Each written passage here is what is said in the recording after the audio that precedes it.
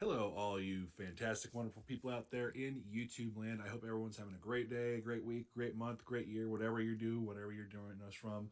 I'm going to get right into it because this is kind of a long video, but it is one that's kind of close to my heart. It is about my hometown of Portland, Oregon, and this was a kind of a mini documentary that was done, and I believe it was released just a few days ago. It actually has a couple people that I follow in it, basically about the decline of the progressive utopia known as Portland, Oregon. I'm sure that most of you have probably seen us in the news, especially lately about the homelessness. But back towards the beginning of the pandemic and the George Floyd riots, you were seeing us basically rioting. I was not part of that, but the riots lasted for quite a long time, and it was a kind of a staple of our city for a long time, and it's rather embarrassing to a lot of us. But anyways, I'm going to get right into it so that we can take a look at everything. But here it is. This is done by CBN News, and like I said, it has a couple people that I follow in it locally. I've watched it already, but I just kind of skimmed over it. Thought I'd kind of do a mini reaction to it. But here we go. Good morning from the beautiful city of Portland, Oregon. These are images and video from an army of citizen journalists in Portland who have been documenting a city in decline, public drug abuse, and So, drug use on this is public transportation, quite common. That's it's taken over the obviously no one wants to ride public transportation anymore. I had friends move up from California before the pandemic saying that Portland had some of the best public transportation systems that they'd have. They lived in kind of the Bay Area, and not anymore. We don't take public transportation because we don't really feel it's that safe. But anyways, let's get back into it. addicts sprawled on the sidewalks or wandering the streets. Tent encampments on many street corners and fires seen burning along the roadways. So one of the biggest problems that you deal with, especially in Portland, is all the fires that happen because there people are lighting fires to cook, to stay warm, whatever, and they're obviously, as you can tell in this picture right here, they are all close together. Lots of things that are flammable. A lot of them have propane tanks with them, and the fire department is basically overwhelmed with encampment fires. What used to be one of America's most beautiful and livable cities is being slowly destroyed by epidemic levels of crime, drug abuse, homelessness, and mental illness. One local is called Portland an open-air insane asylum. We went Yeah, to that's one about of right. Portland's many tent encampments with drug and alcohol counselor Kevin Dahlgren, who's trying to help the city's addicts. Many of the tents you see here are supplied by Multnomah County. Dahlgren believes at least some officials are Yeah, all these tents in the background, all supplied by the city. Multnomah County is basically downtown Portland, and it's I can't remember the exact figure, but we're talking like hundreds of thousands of dollars just in tents and tarps, just and people just come get them, and if they're destroyed, they come and get another one. okay with what's happened to the city. How could they not be okay with it for as long as this has gone on, right? Every day we walk past these camps, we see people languishing and dying on the streets. That is not okay. Every year we say this is a state of emergency, right? But who here is treating it like a true state of emergency? Dahlgren says activists actually put up empty tents to attract more tents. That is a common practice, to erect tents to invite homeless to be homeless, right? And that makes our job now 10 times harder. They will just erect the tents in hopes that a person will find the tent and move inside. During our time with Dahlgren, he met one homeless man who said he was given a bus ticket to Portland by the city of Billings, Montana. Portland has become Yeah, thanks, Billings. Billings is actually one of the cities that my wife and I have talked about moving to. It seems like though housing prices and everything, I think a lot of people from this area are moving to places like Boise, Montana. I know quite a few people are probably moving down to Texas. Some are moving to Florida, but not a lot. But yeah, Boise is kind of a big destination, along with Montana. Billings is a little far east, but place of Bozeman, all of those places there, they're kind of places that Oregonians who are sick of how Oregon is being transformed are migrating to. Personally, I prefer the Midwest or even the East Coast, like South Carolina or Virginia, but we're still here. Our whole family's here, so it's hard to move. Become a mecca for addicts and drug dealers who have migrated here from across the country to take advantage of weak drug laws. It's also attracted drug cartels. There were 11 drug overdoses on March 31st alone, and 1 pill of fentanyl. Let's see if we can go back here. There were 11 drug overdoses on March 3rd. Okay, so this area right here, if you can see my cursor, where all of these are, this is strict downtown Portland. There's encampments. This is the waterfront, and they're lined up all over here. They'll clear them out for the summertime because this is where a lot of like blues festivals and the Saturday market, which is you basically you have tents that people bring and set up shops to sell their crafts and everything. It's a Portland thing, but all of this area, small businesses, some residential condominiums, but for most part, small businesses. And this is expensive real estate. So it's not cheap and it's getting overrun. 31st alone, and 1 pill of fentanyl can cost as little as $1. I feel like we've invited people to come to our city to kill themselves. A Portland photographer who goes by the street name of Michelle Ghost has been captured. That's a really morbid way to put it, but it is rather true. There's no help for these people, and I mean, it's just they're there, and people will give them like basically more supplies to kill themselves with. It'll go into it a little bit more in terms of what they call harm reduction, but Capturing the decline of the city through her lens. We're giving them the tools that they need to stay alive just long enough to end up dying on our streets. After rioting over George Floyd's death resulted in the destruction of large parts of Portland in 2020, Mayor Ted Wheeler thanked the rioters before he was hit with tear gas. Things got worse for this. So this happened when President Trump deployed, I believe it was the National Guard, to protect the federal courthouse. And Ted Wheeler, who is very, very progressive, and he's kind of useless. There's some things that he's done here that, the city was shut down from a snowstorm one time, and so he just kind of put on his boots and walked home. He doesn't even live in Portland anymore. He lives in Washington. He lives in Vancouver, Washington, which is right across the river.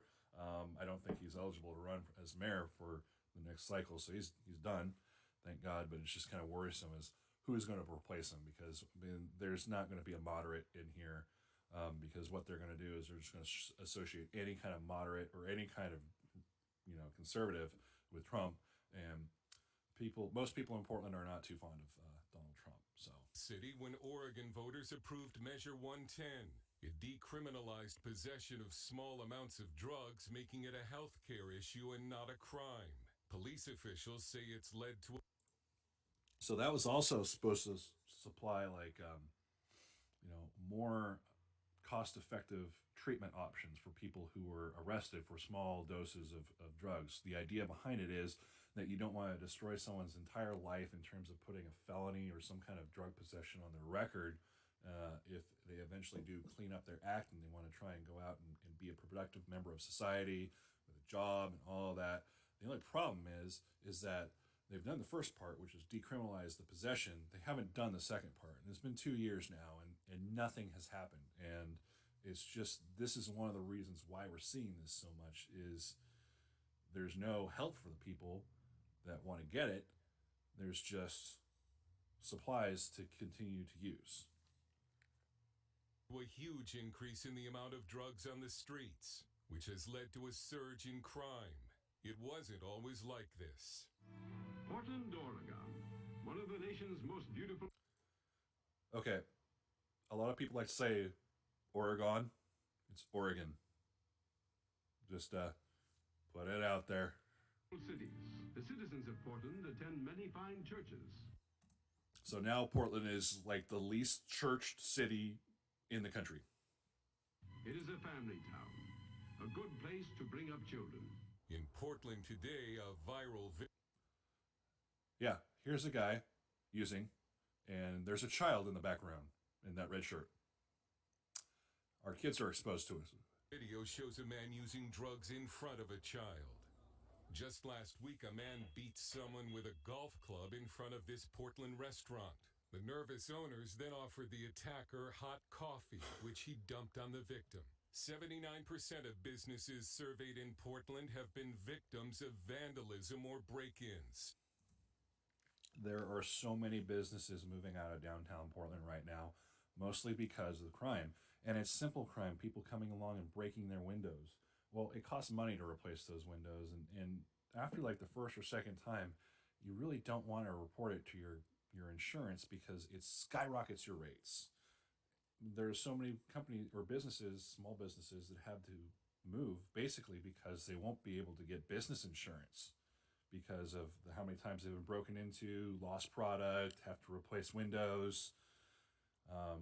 The cigar shop I go to, they had to board up basically because people were breaking in and stealing their lighters and their cigarettes. They're leaving the cigars alone. Not many people smoke cigars, but they're more of the higher class, fancy overseas cigarettes that, I don't smoke cigarettes, but I don't know which ones they are, like Dunhams and stuff like that. So, but this is the biggest problem is downtown Portland, the real estate is so expensive, and yet we've defunded the police, and so there's no response when there is a business that is been broken into or vandalized. There's no patrols, or there are, but they're very, very few and far between. The police are trying to do the best they can, but you have to prioritize the violent crimes against the property crimes. So 19% have been vandalized at least 5 times. Our business has been vandalized over half a dozen times. We've had 5 burglaries in our business. We've had over $100,000 worth of impact. Walmart and Cracker Barrel are part of a wave of businesses that have fled the city. More than 2,600 downtown businesses have left. I'm very frustrated with what's going it's bad when Walmart leaves. on. Tech company owner Gabe Johnson is also looking to relocate. By us continuing to keep our business in Multnomah County and the Portland city limits, we are giving money to the problem. And so we're going to move. Portland's social experiment. So this woman's name is Angela, and she runs a Instagram, and her main social media is Instagram, called PDX Real. And she has grown from about, I think it has 6,500 followers at the beginning of the year to now I think they just hit 50,000. And she does a lot of work showing basically what's going on in the neighborhoods and how all of this homelessness and these camps affect other people, property owners, business owners, what the city's doing about it. She goes to all the city council meetings. She's been on Fox News several times to discuss the issues. She does really good work. Especially if you guys are like in the Portland area and kind of want to stay up to date on things, PDX Reels, her name's Angela. She does awesome work. Progressive experiment has gone colossally bad. Jeff and Angela are Portland business owners and community reporters with PDX Real. I can't stress There it you go. enough. It has impacted everything from our banks are being broken into, ATMs are being stolen. We have people that are just going to work, walking in their neighborhood, being assaulted. It's like it's in some sort of like controlled demolition, really. And when I say that, it's because a lot of this stuff comes. It really looks like some sort of dystopian kind of wasteland when you kind of look at some of these camps. Like I said, they both do really good work, and follow them if you can. Comes from policy. Lax laws against car theft have made stealing cars a growth industry in Portland. 1 out of every 2 police stops in the city involves a stolen car. Can you believe that? 1 out of every 2 stops is a stolen car. Along with stolen cars, there's also an issue with people stealing catalytic converters, of course. It takes 2 minutes for these guys with a sawzall to come in and just lob it off and take off, and you don't even know it. So, yeah, car theft and vandalism. We went to one of Portland's former CHOP sites with Nick Haas, the founder of Guardians Theft Recovery, a community-based group that has helped recover more than 700 stolen vehicles. This is the site of the Midway CHOP operation. The Midway CHOP operated for about 6 to 9 months, and our crew estimates about 250 to 300 stolen vehicles were illegally processed and cut up into pieces at this site. And they knew that there was basically catch and release. If you got caught with a stolen vehicle, you're going to get booked, you're going to get held for about 48 hours, you're going to get put back out on the street. Soros, back to you. Anything that isn't an immediate violent crime, people are automatically booked and released. There are several cases where people have been released in the morning and back in jail at night, committing another different crime. So, the effects of some of these really progressive criminal justice policies, they want to keep people out of jail that aren't committing violent crimes, but the problem is, as long as they're not committing a violent crime, they're continuing to commit crimes. There was and this is statewide too, the Oregon legislature a few years ago voted to kind of have no bail requirements for people that didn't commit a violent crime, and a person down in Coos Bay, which is on the coast, they were arrested for wheeling a knife around, threatening people, but they didn't actually hurt anyone, so they were booked and released. And then about a week or so later, this happened earlier this last week, they were in a cab, and they basically just, the person just stabbed the cab driver in the neck and killed him. So it kind of shows, yeah, they're not committing violent crimes right now, but I mean, who knows? Here we go. Finish this up. So it kind of became like Candyland for him. Critics call Portland the poster child for what happens when progressive policy goes too far. Portland officials are now conducting tent sweeps to clean up the city. And some believe Portland may be turning the corner. But drug abuse, homelessness, and crime remain high. Imagine, absent some of the decay we've seen, what a great place it could be to live. MC Street Truth is the alias of a Portland businessman who co-founded the Coalition to Save Portland with Gabe Johnson. I remember when we used to celebrate the idea that Portland's weird. This is kind of how it is. It's weird, it's quirky. It's not funny anymore. We like to go back to where Portland was just weird. Now it's scary. One writer asked, how long does it take for a city to die? Dale Hurd, CBN News, Portland. Thanks, Dale. That was a good report. Yeah, basically everything in there is true. Nothing is really exaggerated at all. So I will stop talking now because this has been 20 minutes. Yeah, it used to be keep Portland weird. It used to be, hey, you know, it's a little kind of, it's a unique city. We used to have great food, great music scene, great kind of just nightlife, all kinds of, you know, great outdoor activities downtown, things going on, street performers. Now it's just, like you said, just kind of the city's slowly dying. And it's really, really, really a bummer. So anyways, I hope you guys enjoy this video. I'm sorry it lasted a lot longer. This 6-minute video, and I've got 20 minutes of commentary on it. So please like, please follow, please subscribe. I'll catch you in the next video. Take it easy.